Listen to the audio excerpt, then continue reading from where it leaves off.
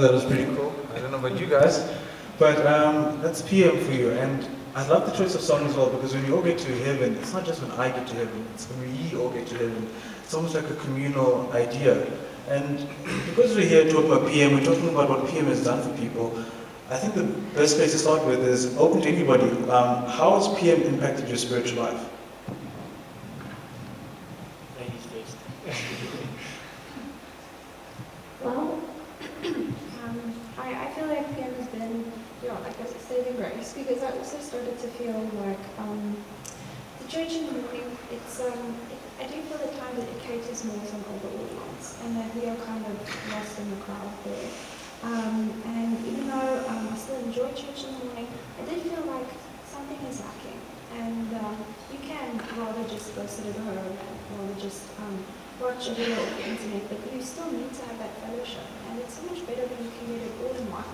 And So you feel like a sense of disconnect between yes. the first, or not necessarily first service, but the morning church and afternoon church at PM. Yeah, and PM kind of bridges that gap. It kind of gives me the youth to look forward to at my own age, things I can do. So yeah.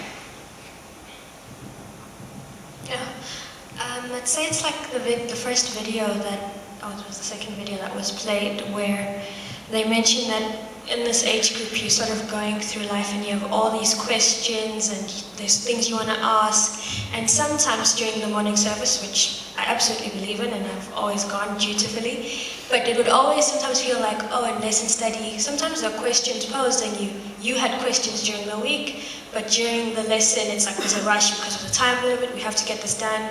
Everybody, God will sort you out during the week, it's fine.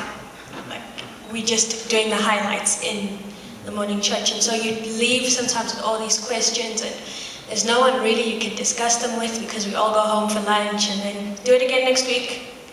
And sort of PM sort of provides that place where you can have questions, and like the Q&A session afterwards where you say, look, so this is what I'm struggling with, or I'm not sure about this. Can you help me see it from a godly perspective? Because I can just go look up the answers on the internet, but then it will conflict with the church's worldview, and I don't want all those different opinions. I want to know what my church has to say, or what God wants me to believe on this. Carl, since you're the guy here, why don't you take the lead? Okay, for me, everything that so far Casey and Sammy have said is basically all love. And also the people being fake morning church. We can all be honest. Hey, how are you? When you actually say, could you just die inside your head? And that's how it actually is, and I'll be honest. That's how you feel after a while when people are like that with you. Carl, did you need a hug or? No, I'm fine. I'm just saying. Also, that included, it doesn't really relate to us. The messages, what you can say, the sermons, how they portray messages to us, it doesn't really relate to us. And when we have certain questions that we want to ask, we can't really ask them, because we're also afraid of what other people are thinking about us. And that's also what's the difference for me at PM Church. I can go there as I am, not have to worry about who I am and what I do, and I can get a blessing, get it from God. Megs, what about yourself? How has it impacted you spiritually? Look, being involved within my own church and having leadership with my own youth group, you're always running around, you're always busy. The Sabbath morning is not a time where you can get your own feeding and get something out of it, because you're always making sure everyone else has their thing that they can get out of church. Whereas with PM, you come there, and even if you are involved in leadership, everyone has a small part to play so that you can still be in this community, and your own spiritual life also gets attended to, your questions get attended to. You can have a place to talk, because as a leader, how can you have questions about things? How can you sometimes wonder? And here you have a space to talk to other people and to get your own things addressed. So besides how we've grown spiritually, I think PM is a place that we can go and actually enjoy ourselves as well. It's a place where we want to be and we want to fellowship with each other. What stands out for me at PM Church, especially, is the worship. A lot of the songs that we sing now are the songs that we sing at PM Church, and it's really where we get to express ourselves and praise God in a way that we feel comfortable with, that we are familiar with. And I think that stands out a lot for me. But to anyone else on the panel, what stands out about PM? What do you enjoy the most?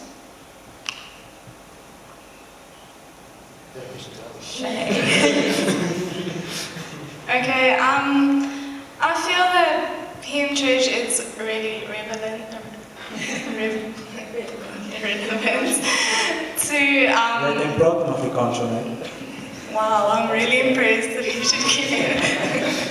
I've been practicing the whole week. Do you want a round of applause? To the young people, because we've all been saying, we have fellowship and we feel open at PM Church and we can be ourselves and whatever. But it really is relevant to us as young people, the sermons. I remember the first elephants in the church we did, that range of series of sermons.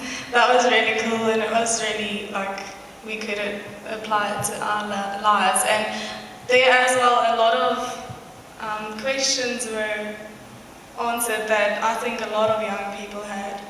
And then also, the worships are really awesome. It really always stands out for me, and it's something that just calms you down before, because Sabbaths are normally really rushed. I don't, before PM Church, I never really felt like I'm getting anything out of Sabbath, because the morning would always be so rushed, and then you get to PM Church and everything is just so relaxed. Shelley, how about you? Afrikaans. Should I speak in Afrikaans? You don't want me to speak in Afrikaans? I should keep it in English. Okay, I'll keep it in English. So personally, what I felt from PM and what I've been able to throughout my entire PM experience before leadership and when I used to just attend every now and again, it was a sense for me, just like how everybody's touched on it. I really got to enjoy the discussions in the facilitation groups afterwards, because it would give me a chance to, you've gone through something that it's a difficult topic, you're trying to get to know Jesus, you're trying to get to know Christ more deeper and more intimately, and now you might have some questions. And then for some people, especially maybe during, I feel like we're bashing on morning church a lot, but maybe it'll be a case where those questions aren't really going to be entertained in the time period, or it won't be given the attention that it can be given. So you might have something that it's really burning a hole in your mind, but you think, as soon as I ask somebody, everything's so rushed, like Sinead mentioned, that you might get a quick 1 minute talk, and then I've got to get going to lesson study, or get going to this or this or this and this.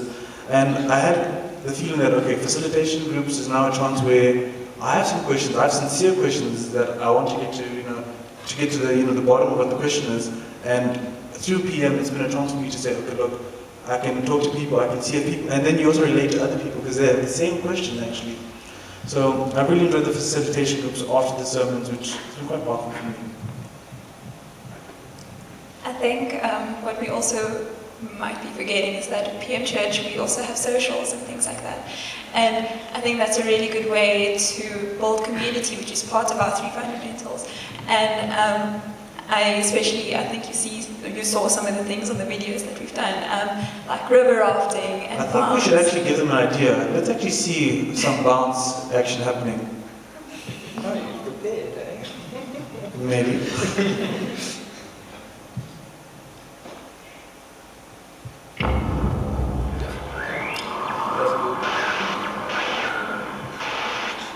Sponsored by GoPro.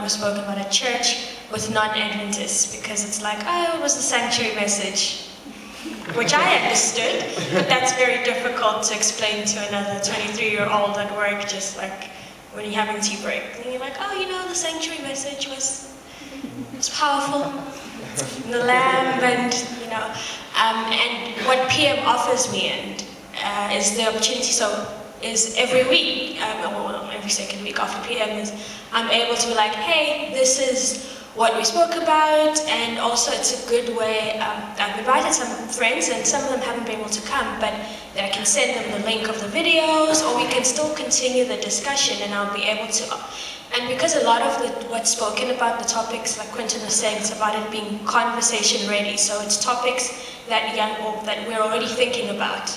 Like a few weeks ago we had a series on race in the church, so that's something that people speak about anyway, so it was a good way to have that conversation in a safe space with non-Adventists and be able to bring God into it and say, well, this is what we're all thinking anyway, but where does God fit in? So that's what PM is also really, I'd say, really positive thing in my life, is to be able to bring God to other young people in a way that won't immediately have their hackles up and their defenses.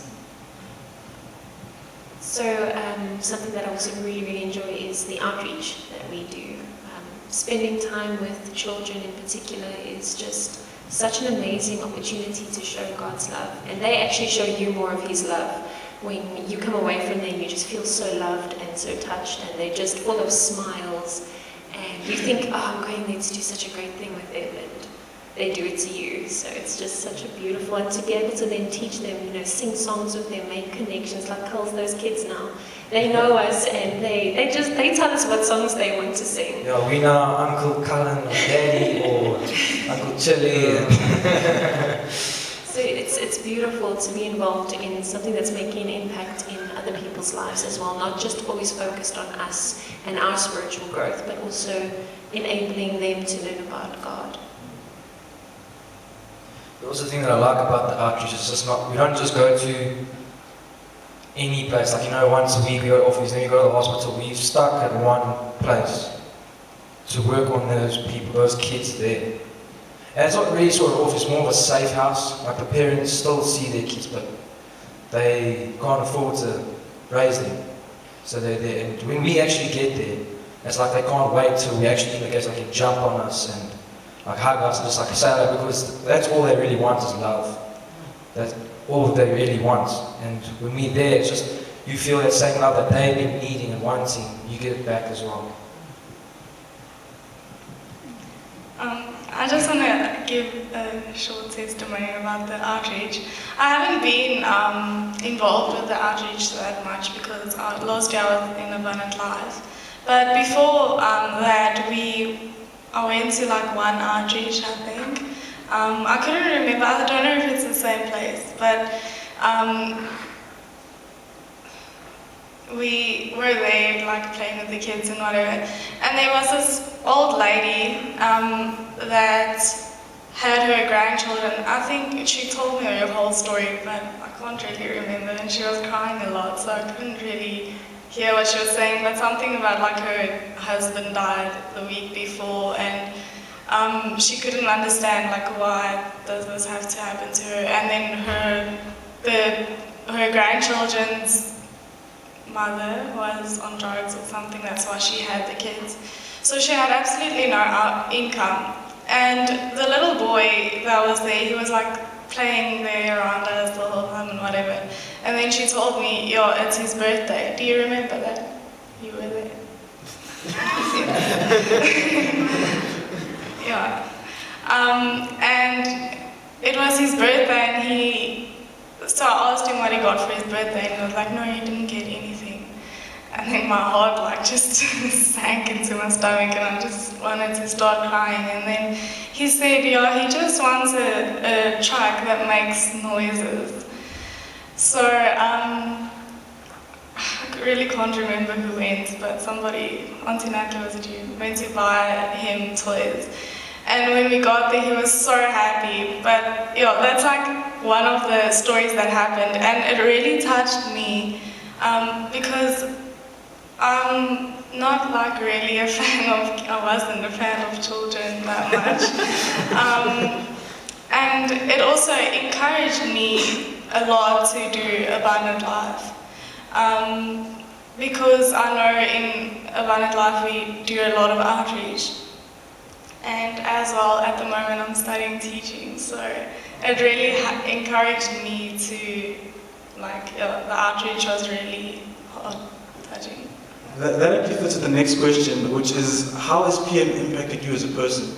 So in the psalmist says, taste and see that the Lord is good, which is an emphasis on the whole idea that you have to completely internalize your relationship with Christ. Like, it's easy to say, like, let's hear something, let's see what somebody's saying, but to taste food, that's a completely individual task that you can do. So that whole idea of internalizing what has happened to you at PM and what's changed, like, how is, obviously you see Shanae, I mean, now she's going to become a teacher. That's, wow, I didn't even know about that, but how has PM impacted you as a person? I think, especially with me, it's made me a lot more confident, especially when I'm speaking to my secular friends or friends at varsity about religious topics. It's given me confidence in what I believe and what I have to say, especially when it comes to difficult topics like homosexuality and lots of elephants in the church that we have that we don't really speak about, that we've spoken about at PM. It's helped me to see for myself what it is that we believe, and in that way let other people know in a non-judgmental way. So I feel like PM has really given me a lot of confidence, and I've grown in that way. Yeah, PM has also helped me interact with people that I meet in the secular world. So I'm very involved in the art community, and among those artists, things very liberal. And I actually, last year, my faith was actually significantly impacted by some of the things that my atheist friends were throwing at me. Clever arguments, things I really was confused about. And what really helped me was one time I spoke to Quentin, and he put me onto Christian apologetics. And from there on, I've been reading all these books, and it's really given me, equipped me with a lot of knowledge that I can spread to these other people that I interact with. Yeah, I agree with what Martina's saying, where you're challenged to grow and to not just be a bystander, but to be involved in different ways and to use the gifts that God has given you in whatever capacity that is for His kingdom. Because when we talk about things, we realize our place within the community, that it's up to us to be involved and to do things. And one last question, because we're running out of time, but just like to hear from each one of you maybe. What is the importance of fellowship to a Christian? Now, especially as a young Christian, what is the importance of having that fellowship, that you can come to PM and you can get to know people, you can get to grow with people? Or how significant is that to you? For me, fellowship with other people, it stands out amongst everything else as well, because if you can't talk to somebody else about your Christianity, you can't have that relationship with somebody else to be able to talk about that understanding between each other. So you couldn't have friends or anything, you wouldn't feel comfortable to actually go to church. You wouldn't want to be there because you wouldn't be able to talk to people either. So for me, the fellowship, if you know people and you get to know them well through Christ as well together, you get to know Christ even better through that. I would say it's one of the human beings, or I'm going to like to say this, we're relational, because God is relational Himself. But if you feel like you don't belong somewhere, then you're not going to want to go back.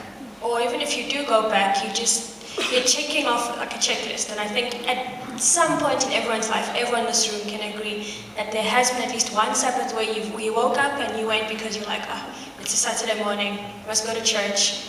Sabbath school, song service, divine service, lunch, right, done.